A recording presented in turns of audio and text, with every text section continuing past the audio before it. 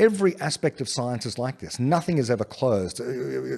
Sometimes I listen to Sam Harris and I hit my head because he often talks about a completed neuroscience or a completed science of particle physics or something like that. There is no such thing. There can be no possible finished science, complete science, because every time you solve a problem, more problems are revealed to you.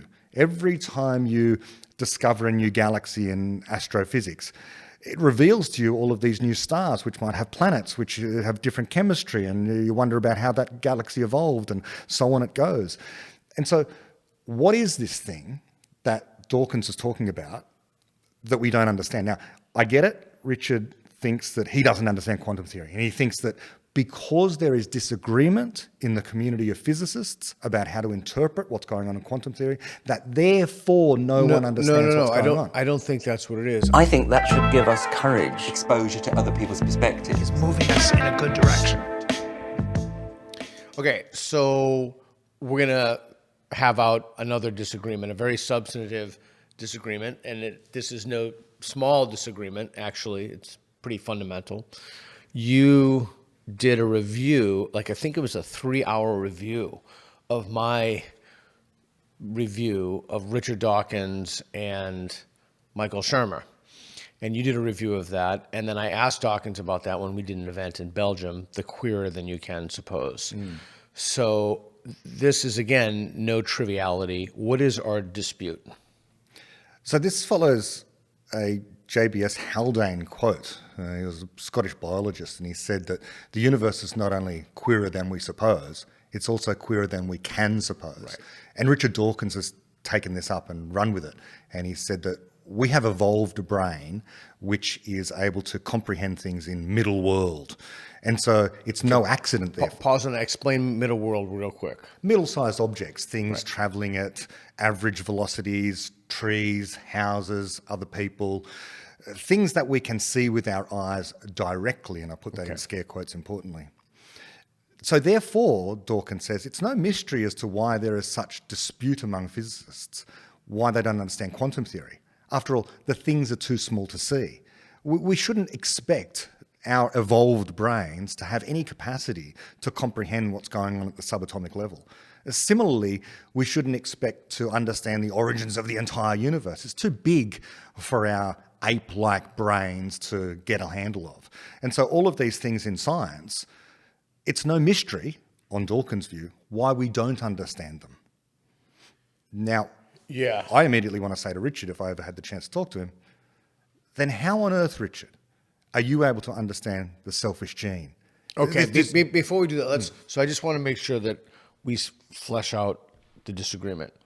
So Dawkins thinks, I think, Shermer thinks, that the universe is queerer than we can suppose. So again, piggybacking off what you said, we have evolved to understand, A.J. Ayers, I think it was like middle-sized, I can't remember the exact, like middle-sized objects. Like we've evolved to throw spears at gazelles on a savanna, and so we understand the physics. We don't understand the physics of the very, very small.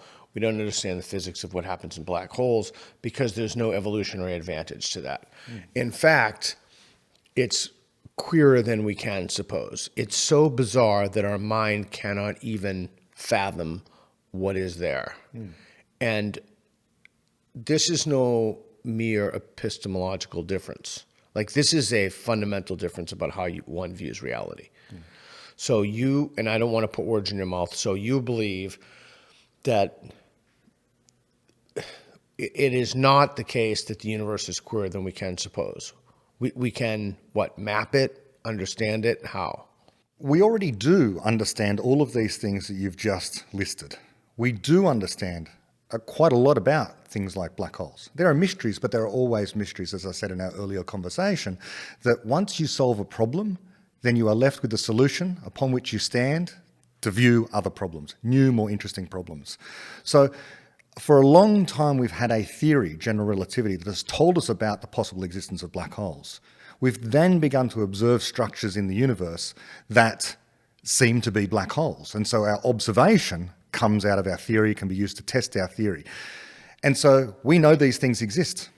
We know what goes on at the subatomic level. We know about electrons, we know about photons, we know about the inner workings of the neutron-containing quarks and so on and so forth. So these things that we are told our mind has not evolved in order to appreciate, in fact we do. I refute it by the reality of what we understand about science, including within the areas that Richard Dawkins himself is a specialist in and has done more to make progress in biology than anyone else. No one sees the selfish gene being selfish and getting itself replicated.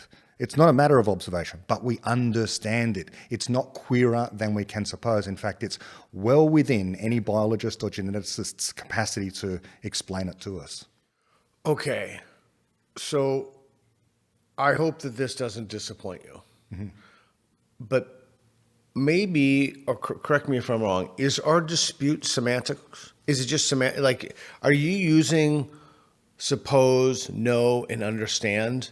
Are you trafficking in different kind of meanings of those terms? Because We will dispute what the word know means, I would suggest. yeah, because it seems to me queerer than you can suppose, and you start talking about particle physics or what happens inside of a black hole. Is your claim that we can know these things because we can model them? Explain them, yes. We can provide a coherent explanation that is hard to vary in David Deutsch's terminology, that gives us an account of what is actually going on during experiments like that. I know that the majority of people listening to this will not know how to explain the double slit experiment. They might not even know what the twin slit experiment actually is. Well, let me start with that. Explain what that is, and then we'll explore our disagreement. So the twin slit experiment goes back to Thomas Young in the 1800s, when he disproved at that time, or at least falsified, Newton's pre-existing theory of what light was. Newton said that light is corpuscular, made of particles. Right. Thomas Young came along and fired light through two twin slits, and it created what's known as an interference pattern. That interference pattern was proof positive, so it was said, that light consists of waves, not particles. And a wave is something that is extended throughout space. It's not isolated at a point like a particle is. So that seemed to, for the next couple of centuries, demonstrate that light is a wave, just like as water waves pass through an aperture and they interfere with one another, and you get a complex series of peaks and troughs that tell you that water can move as waves, or vibrations through water can move as waves, in the same way that sound moves as waves as well. These things can interfere. So too with light. Problem. Then in the 1900s, along comes Planck and Einstein and others, and they do this experiment called the photoelectric effect, where you can literally fire particles of light at atoms, knocking electrons out of those atoms. That seemed to be proof positive that light wasn't a wave after all, but it was a particle, because it actually can be involved in collisions, can physically collide with things. So then, great mystery, what happens when you fire these single particles of light at this twin slit? Fire them one at a time. One at a time. You can separate them by entire seconds if you like. So there's only one particle going through the apparatus. What you find is that over time, those particles end up forming an interference pattern anyway. And in fact, you don't need to just do it with particles of light. You can do it with electrons. You can do it with whole atoms. They've done it with large molecules as well. What does this suggest? The only coherent explanation is that as you fire a particle through the apparatus, there is something coming through the other slit that you do not observe, something unseen that affects what you do observe. It affects the trajectory of the thing that you do observe. Because if you cover up that other slit, the particle that you fire will just travel in a straight line and hit the screen right behind where the slit is. If you have two slits open, then if you fire one particle through the apparatus, it will take one of these two paths. And having passed through the apparatus, its trajectory will then be altered by something coming through the other slit. Now, at this point, people can engage in all sorts of weird and wacky ideas about what is actually going on at that point. Many worlds. Many worlds is the theory that I subscribe to, the explanation I subscribe to. It posits that there are unseen entities coming through that other slit. And at this point, people go, Brett Hall, you're no longer talking science. Science is about the observed. If you can't observe it, it doesn't exist. And I say to you, that is not what science is. Science is a process of explaining the physical world, what you see in terms of unseen things. We explain, for example, things falling down in terms of gravity. No one sees gravity. No one sees the curvature of space-time. We can explain the solidity of this desk in terms of atoms. I cannot see the atoms. You might very well say, well, you can get a scanning tunneling electron microscope and then you can see it. There are many ways in which you can talk about how to observe these unobserved things. But when it comes to interference experiments, the unseen thing that is affecting the thing that you do see has a real existence. And we know it has a real existence because you need to invoke this unseen thing to explain the trajectory of this particle going through the apparatus. And so therefore I say, and many other people say, and the first person to say it was a fellow named Hugh Everett in 1957, I think, who first came up with this idea that the equations of quantum mechanics simply explain reality. In the same way that Kepler's laws of orbital motion explain the position that a planet has around a star like the sun in terms of an orbit. Now, you don't see all points of the orbit. The Earth only occupies one particular point around the sun, but you know that all the other points of the orbit actually exist. And in the same way, when we describe particles using the formalism or the mathematics of quantum theory, we use something called a wave function. And the wave function literally says that for any particle that you have, it can occupy an uncountably infinite number of positions simultaneously. Okay. So we just say, we're taking that literally. It really does occupy all of those places simultaneously. Other physicists will say, no, when you observe the particle, the wave function collapses, and in fact it only occupies one. But the fact that all those other positions are required to explain the particle you do see and where you see it means that it has those other particles, those other positions are real. Okay. And so you're saying that there is no clearer than we can suppose, because the gold standard, if you will, example, this is quantum physics. That's every time that's invoked, people are taught clearer than we can suppose. It's usually the place that people jump to. It's the only time that the rules change, it seems to me, is this esoteric area of physics, usually theoretical physics, where people want to change the rules and say, aha, and they point to quantum mechanics and go, there's a thing that we don't understand, therefore all bets are off. So for example, Sean Carroll will say, because you can't test the many worlds interpretation, therefore you don't need falsifiability in science, and therefore string theory is a relevant science, even though you can't test it. People change the rules when it comes to quantum mechanics, but you don't need to. I know it's hard for people to accept that there is this multiverse, there are these other realities, but it's no more difficult in my mind when I first encountered it to the fact that there are other planets beyond the Earth, there are other galaxies beyond the Milky Way. Okay, so this is the next step in our understanding of physical reality as being much larger than what we first thought. Sure, and if that's the case, or even if it isn't the case, let's say it's the case, then the universe is not clearer than we can suppose, because we just supposed it. Mm-hmm. Mm-hmm. So when you evolve, advent of grain, 10,000 years, throwing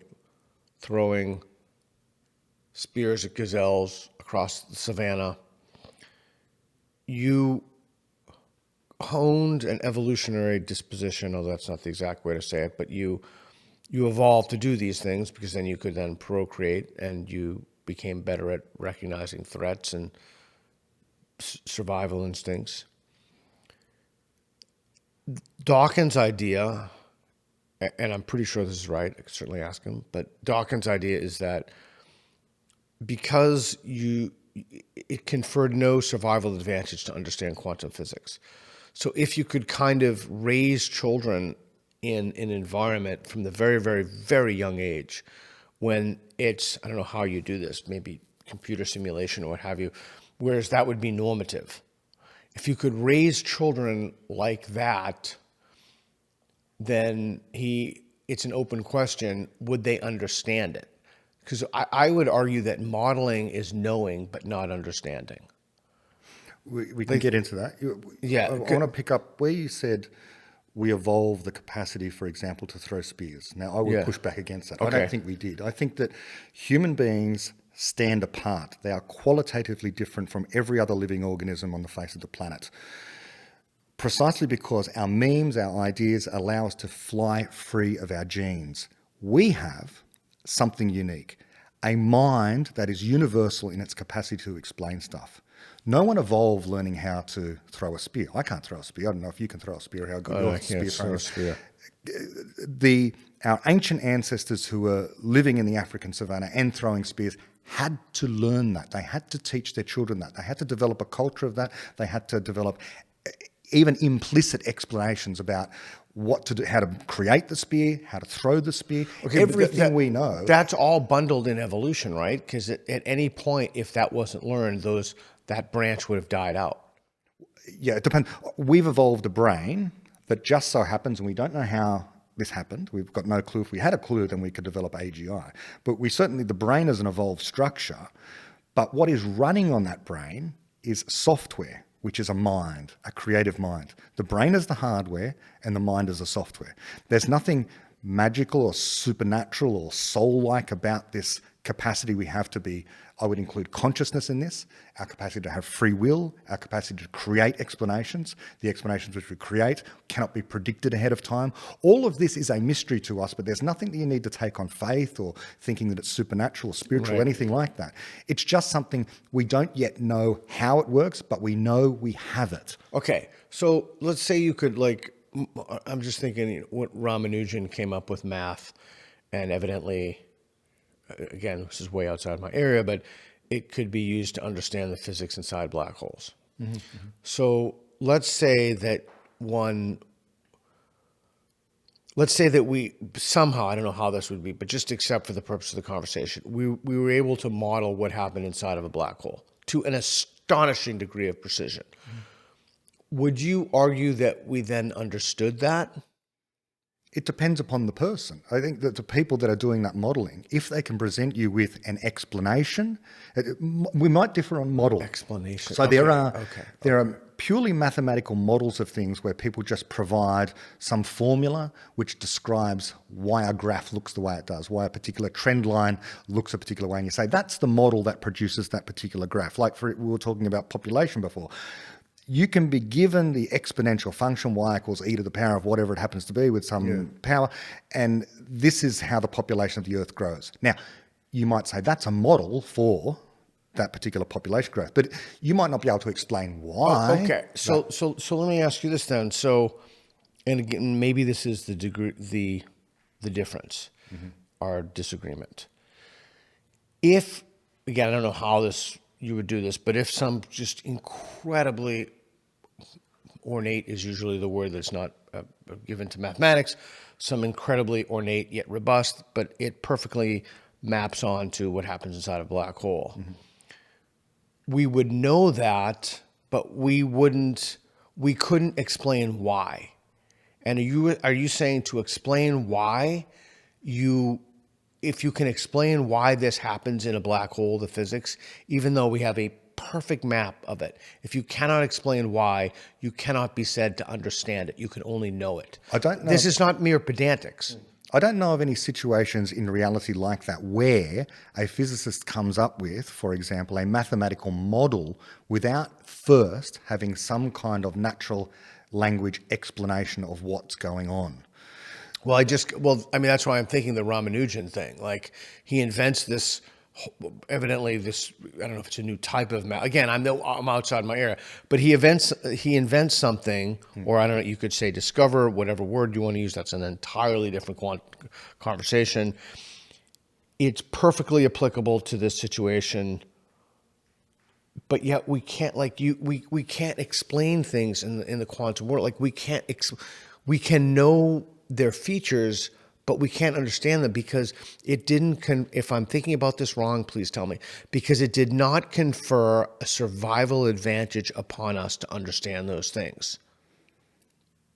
But we do understand something about black holes. Now, insofar as Ramanujan came up with this mathematics, he was not thinking of black holes at the time. Correct, that was that's later correct. on repurposed. In fact, his teacher that brought him from India to England, G.H. Hardy, who wrote A Mathematician's Apology, where it's a great account of their collaboration together.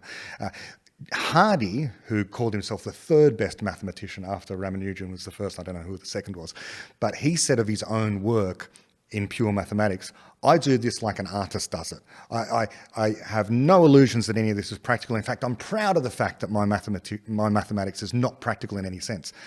it was a few decades later that his own mathematics was repurposed to be used in electronics, and so now it is used in electronics, some of Hardy's own mathematics. Electronics is understood well. There's not just a pure mathematical model of what's going on inside of transistors and or any other part of electronics. We understand it, and so we can use the explanations we have in order to build technology. Okay, sorry to interrupt, but if I'm not thinking about this right, please tell me.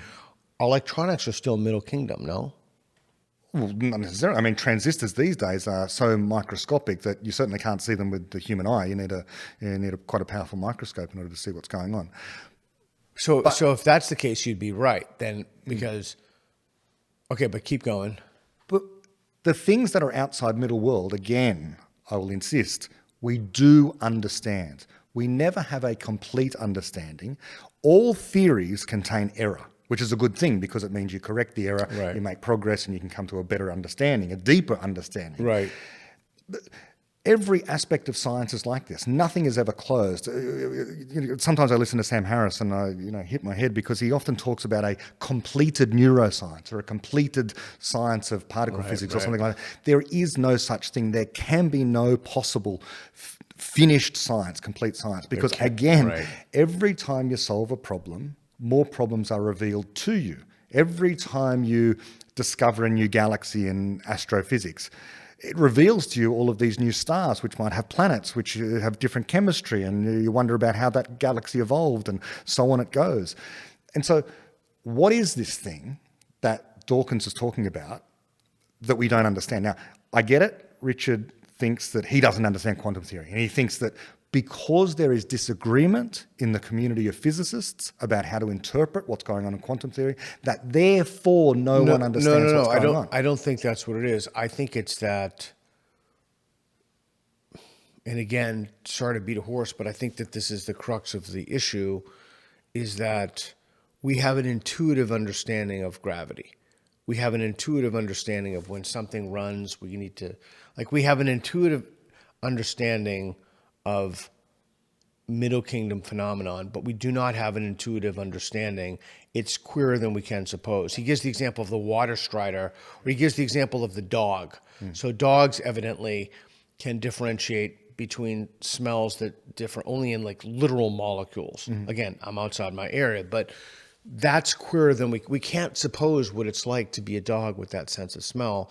And we can't go from the coarse or to the far more, or almost not infinitely more granular, but just so much more granular from you can differentiate a cookie from vomit, right? The smell of that. But we're talking a degree of differentiation that it's just we didn't evolve to do that. No, well, I grant you that there are open problems, but what you're doing is pointing at open problems and saying that because we don't understand it now, therefore it's queerer than we can suppose. So, for example, with the dog thing, you're literally asking Nagel's question, what it's like to be a bat. Right. Okay, what is the nature of consciousness? That I regard as a deep, open question, but I still just think it's a problem. There are many such problems. What is the origin of the universe, or something like that? People point to what really is life. What separates non-living stuff from living stuff? I would say it's the capacity to replicate, but never mind that. I think that there are partial answers to these questions. There are open problems, but none of these partial answers or open problems are pointing at it's beyond our capacity in principle to ever find a solution. Okay, and you're saying if we find solutions, and again, I don't mean to get caught up on the words, but it's just so important. If you find solutions to things, then you understand it. So that I can understand. If you can find a solution, then you must know the system well enough beyond model. You take the model from the abstract to what it maps onto, and then you can use it in some applied way to produce an outcome. So that I understand. And so if you're talking about doing that with bizarre phenomena or a bizarre phenomenon that's just truly weird and not in the Middle Kingdom, then you would be correct that it wouldn't be queerer than you can suppose, because you could suppose. I suppose you could say, well, what if there's a phenomenon that you couldn't model? But if there's a phenomenon that you couldn't model, Well, your argument would have to be you'd be able, as long as it makes an imprint, a naturalistic imprint, an imprint in the world, you'd have to be able to model it. That actually is law of physics. The universality of computation says that all physical processes are computable, Right. which means that in principle, a program could be written which accurately or to arbitrary accuracy is able to simulate that phenomenon. And it's vice versa as well. You may as well regard all physical processes as computations as well. Right. That's Deutsch's idea, yeah? Yes. So Alan Turing first came up with it, that statement that I just said, and it used to be called the Church-Turing conjecture, that all physical processes are computable. But it was a conjecture. No one really knew if it was true or not.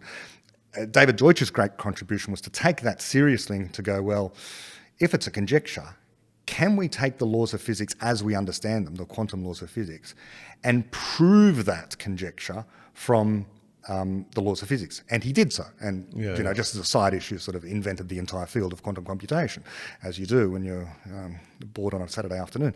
And so he, so he proved that this principle is a true principle. It is a thing that all other laws of physics must sort of bow down towards, kind of like the conservation of energy principle as well. So if your new law of physics violates conservation of energy, well, you better throw it out the window. And the same is true of this particular thing. So our brains are universal computers of a kind.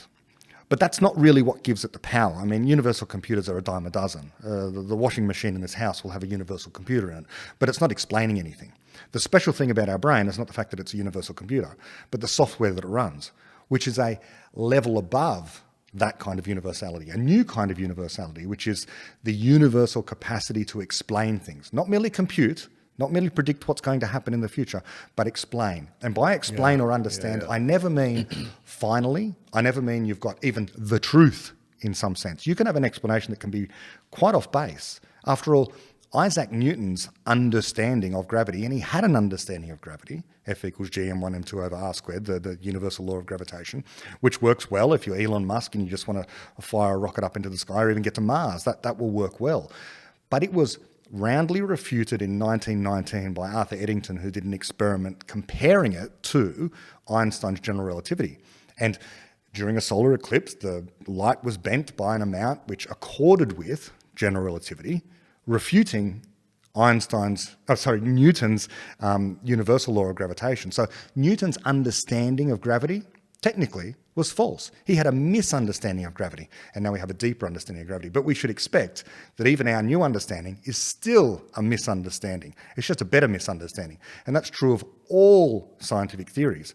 And at any time, again, we should expect to be just filled with errors, including about these open questions. But nothing, I've never heard of a thing that actually conforms to this queerer than we can suppose. I've never been provided an example of a thing that is genuinely queerer than we can suppose. Because if someone holds the thing up, I can at least give them a partial explanation, or I can say we don't have an explanation yet. But nothing is a demonstration of that fact. And the mere fact of our having evolved is incidental. In fact, not just incidental, it's irrelevant to the fact that our minds are universal explainers. And so that's why at core, you think nothing is queerer than we can suppose. Correct. And it's also why I reject things like evolutionary psychology. This idea really? that we... Oh, completely. This idea that we have evolved certain capacities in the brain or in the mind, ideas that we have, that compel us to behave in certain ways because we are an evolved creature. I think our bodies are evolved, yeah absolutely, but our minds can always fly free. Yeah, I think again, it's something Reed and I just had dinner with Gad Sad a couple nights ago, that it's an explanatory mechanism for why people behave as they do, both individually but more so socially. You know, Gad's work is about the consumer instinct, the application of evolution, among other things. All right, is there anything else you want to talk about in terms of queerer than we can suppose? Not in terms of queerer than we can suppose. I just think that the other way at coming at this is to just be optimistic. And as soon as you say that there are things that are queerer than we can suppose, you close yourself off to the opportunity of finding solutions.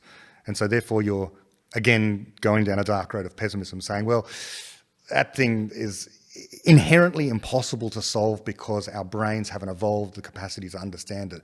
And it shuts off your ability to even try learning about it. To because inquire into it. You've convinced yourself that your prehistoric mind has no hope of ever solving that problem. So I'd urge people not to embrace that ideology and instead think of yourself as having a deep connection to physical reality, to the universe, being able to, what a wonderful, non-religious, yet mind-expanding idea that this little wet mass inside can contain a working model and explanation of the rest of physical reality. How awesome is that? No dog can do that, no seal can do that, but human beings uniquely can. Awesome, Brett. Thanks. Let's just explore. Let's keep exploring our disagreements. All right. Keep watching.